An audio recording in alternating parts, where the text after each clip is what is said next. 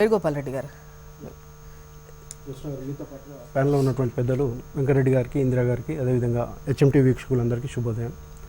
చూసాం మనం ఈ వారం 10 రోజులుగా జరుగుతున్నటువంటి పరిణామాలు. భారత్ ఈ విషయంలో మాత్రం ఖచ్చితంగా చాలా వ్యూహాత్మకంగా వ్యవహరించిందని చెప్పడంలో ఎలాంటి సందేహం లేదు. ఎందుకంటే ఇందాక కాలర్ కూడా చెప్పారు, చాలామంది అభిప్రాయం కూడా ఏంటంటే యుద్ధం వస్తే బాగుండు, వాళ్ళు చచ్చిపోవాలి వీళ్ళు చచ్చిపోవాలి అనుకుంటారు, కానీ మన ఇంట్లో వాళ్ళు ఎవరైనా పోయి పార్టిసిపేట్ చేస్తురా?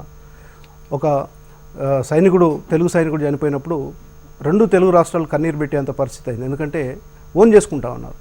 ఆ నష్టం అనేటటువంటిది ఎవరు భరించలేని విధంగా జరుగుతుంది. అంటే గతంలో జరిగినటువంటి యుద్ధాలు 70వ దశకంలో, లేకపోతే 1972లో కానీ, అంతకుముందు 69లో జరిగినటువంటి, ఆ తర్వాత కార్గిల్ వార్ను మనం మన కళ్ళ ముందు, మన జనరేషన్ వాళ్ళు ముఖ్యంగా ఆ రోజుల్లో కార్గిల్ వార్లో ఇందాక ఇంద్రక గారు చెప్పినట్టుగా ఉదయం 2-3 గంటల దాకా చూసినట్టు, తెల్లారంగా లేవగానే 6 గంటలకు 5 గంటలకు అసలు అప్పుడు ఉన్నటువంటి సందర్భంలో కొన్ని మీడియా ఛానల్స్ ఉన్నప్పుడు కూడా అసలు ఏం జరిగింది, మన వాళ్ళు ఎంతమంది పోయారు, వాళ్ళు ఎంతమంది పోయారు, ఇలాంటివి చూస్తూ బాధపడుతూ ఉండేవాళ్ళం.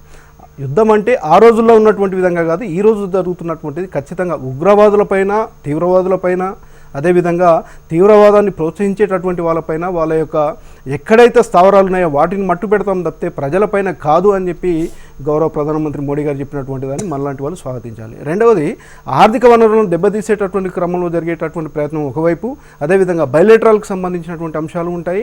సైనికులకు వాళ్ళ యొక్క మనోనిబ్బరం దెబ్బతినకుండా వాళ్ళలో ఆత్మస్థైర్యాన్ని పెంపొందించేటటువంటి విధంగా ప్రభుత్వాలు వ్యవహరించాల్సినటువంటి విధంగా ఉంటుంది.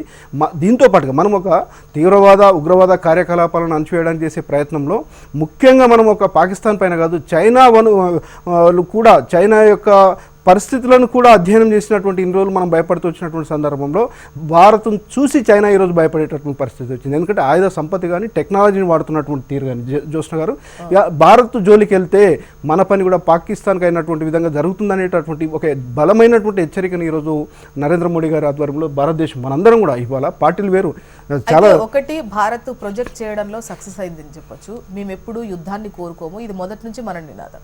కానీ వస్తే మాత్రం ఊరుకునేది లేదు అనేది ఇప్పుడు ఆ విషయం గట్టిగా చెప్పినట్టు పై చెయ్యి అయినా కూడా మేము విరమణ అని అంటే మాకు యుద్ధం ఇష్టం లేదు ఎప్పుడు. అందుకే నేను జ్యోత్స్న గారు మొదట్లో నాకు ఒక మాట వాడాను, చాలా వ్యూహాత్మకంగా వ్యవహరించింది భారతదేశం అని చెప్పాను. వ్యూహం అనేది ఎందుకు వాడతా ఉన్నాం అంటే, అసలు దరిద్రానికి ఈ ప్రపంచంలో మొదటి 1-2 వరుసలో ఎవరైనా ఉన్నారంటే పాకిస్తాన్ దరిద్రమైనటువంటి దేశంగా, అంటే ఆర్థిక పరంగా అక్కడ అసలు తినడానికి బ్రెడ్ ముక్క దొరకనటువంటి పరిస్థితుల్లో ఉన్నటువంటి దేశము. మనలాంటి ఎదుగుతున్నటువంటి దేశం పైన వాళ్ళు ఎక్కిపెట్టినప్పుడు మనం వాళ్ళతో పాటుగా సమానంగా దిగజారి యుద్ధానికి వెళ్తే కనుక, ఇప్పుడిప్పుడే ఎదుగుతున్నటువంటి, ఆర్థికంగా బాగా పరిపుష్టి సాధిస్తున్నటువంటి, ప్రపంచంలోనే ఆర్థికంగా మనం బాగా ఎదుగుతున్నటువంటి క్రమంలో ఒకవైపు ఆయుధ సంపత్తి, మరొక వైపు ప్రపంచంలో ఏ దేశానికి లేనంత యువత మన దగ్గర మానవ వనరులుగా ఉన్నటువంటి పరిస్థితి.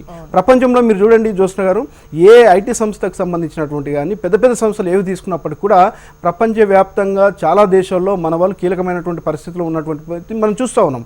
అంటే ఈ యుద్ధం కనుక వస్తే ఒక 10-20 సంవత్సరాలు మళ్ళీ వెనక్కి వెళ్ళేటటువంటి పరిస్థితి రావడానికి కూడా కారణభూతం అవుతుంది.